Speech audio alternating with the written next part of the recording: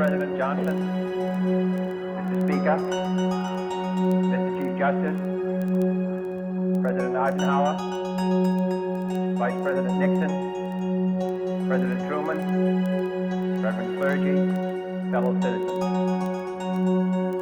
We observe today not a victory of party, but a celebration of freedom, symbolizing an end as well as a beginning, signifying renewal as well as change. For I have sworn before you and Almighty God the same solemn oath our forebears prescribed nearly a century and 3/4 ago. The world is very different now, for man holds in his mortal hands the power to abolish all forms of human poverty and all forms of human life. And yet the same revolutionary beliefs for which our forebears fought are still at issue around the globe. The belief that the rights of man come not from the generosity of the state, but from the hand of God.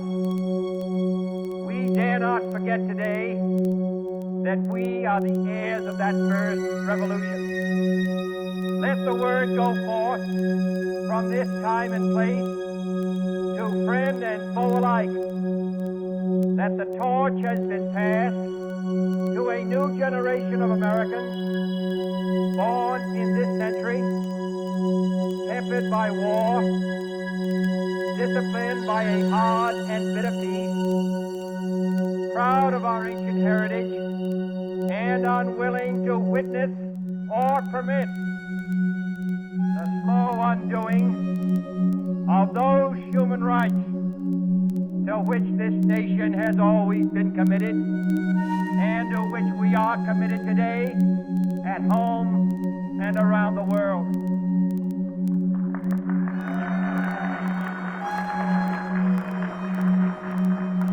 Let every nation know, whether it wishes us well or ill, that we shall pay any price, bear any burden, meet any hardship, support any friend, oppose any foe, to assure the survival and the success of liberty.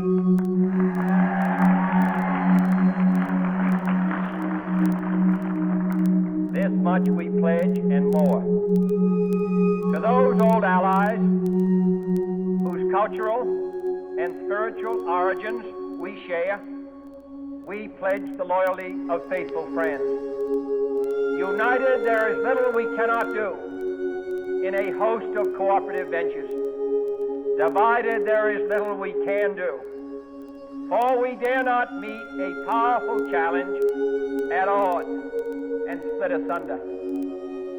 To those new states whom we welcome to the ranks of the free, we pledge our word that one form of colonial control shall not have passed away, merely to be replaced by a far more iron tyranny.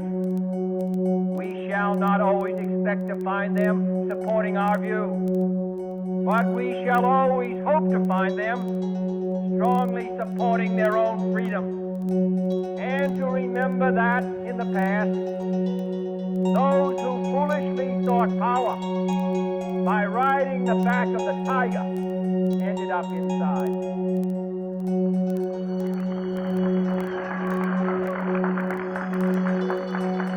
To those people in the huts and villages of half the globe struggling to break the bonds of mass misery, we pledge our best efforts to help them help themselves. For whatever period is required, not because the communists may be doing it, not because we seek their votes, but because it is right. If a free society cannot help the many who are poor, it cannot save the few who are rich.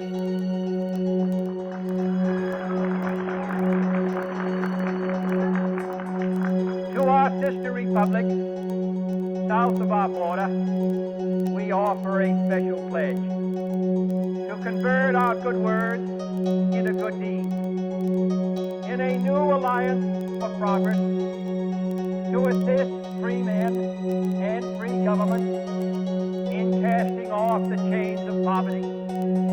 But this peaceful revolution of hope cannot become the prey of hostile powers.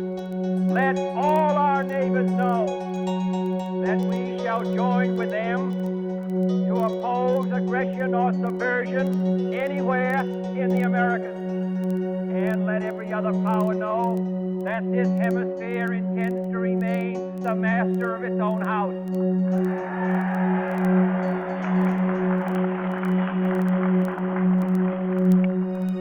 To that World Assembly of Sovereign States, the United Nations, our last best hope, in an age where the instruments of war have far outpaced the instruments of peace, we renew our pledge of support to prevent it from becoming merely a forum for invective, to strengthen its shield of the new and the weak, and to enlarge the area in which its grit may run. Finally, to those nations who would make themselves our adversary, we offer not a pledge, but a request that both sides begin anew the quest for peace. Before the dark powers of destruction, unleashed by science, engulf all humanity in planned or accidental self-destruction, we dare not tempt them with weakness, for only when our arms are sufficient beyond doubt can we be certain beyond doubt that they will never be employed. But neither can two great and powerful groups of nations take comfort from our present course, both sides overburdened by the cost of modern weapons, both rightly alarmed by the steady spread of the deadly atom, yet both racing to alter that uncertain balance of terror that stays the hand of mankind's final war. So let us begin anew, remembering on both sides that civility is not a sign of weakness, and sincerity is always subject to proof. Let us never negotiate out of fear, but let us never fear to negotiate.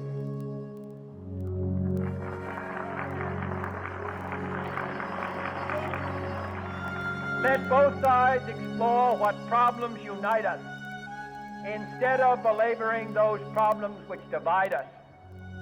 Let both sides, for the first time, formulate serious and precise proposals for the inspection and control of arms, and bring the absolute power to destroy other nations under the absolute control of all nations.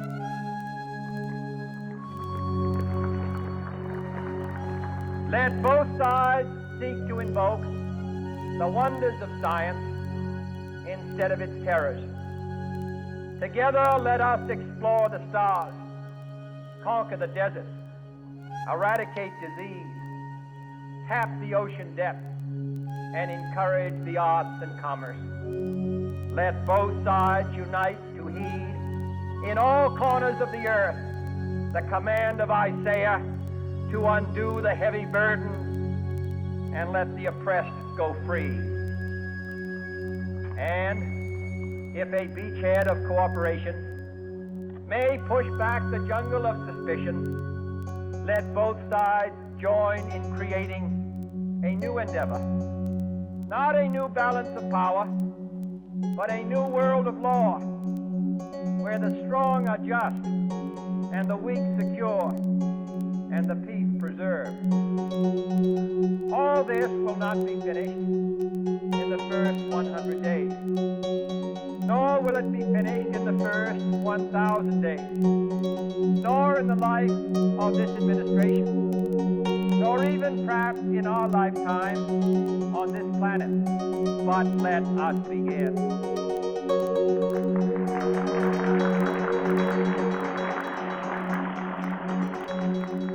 In your hands, my fellow citizens, more than mine, will rest the final success or failure of our cause.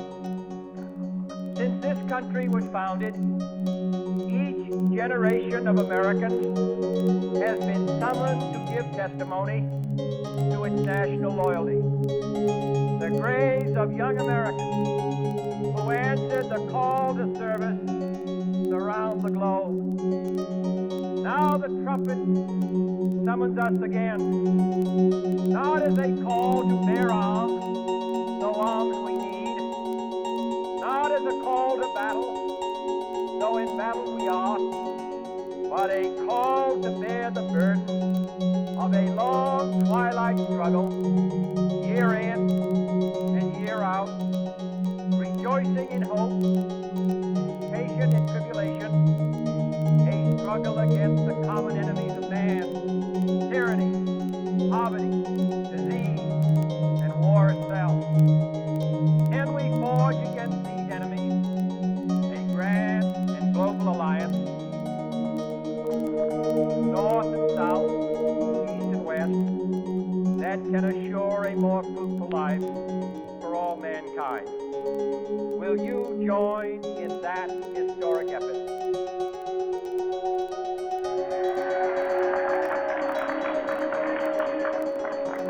In the long history of the world, only a few generations have been granted the role of defending freedom in its hour of maximum danger. I do not shrink from this responsibility. I welcome it.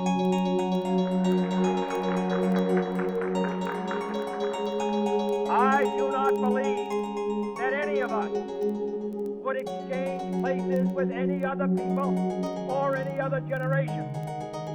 The energy, the faith, the devotion which we bring to this endeavor will light our country and all who serve it. And the glow from that fire can truly light the world. And so, my fellow Americans, ask not what your country can do for you. Ask what you can do for your country.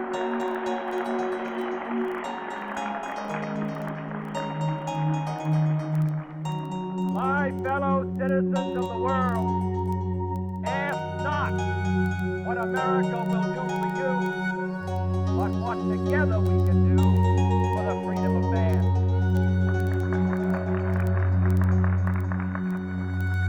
Finally, whether you are citizens of America or citizens of the world, ask of us here the same high standard of strength and sacrifice which we ask of you.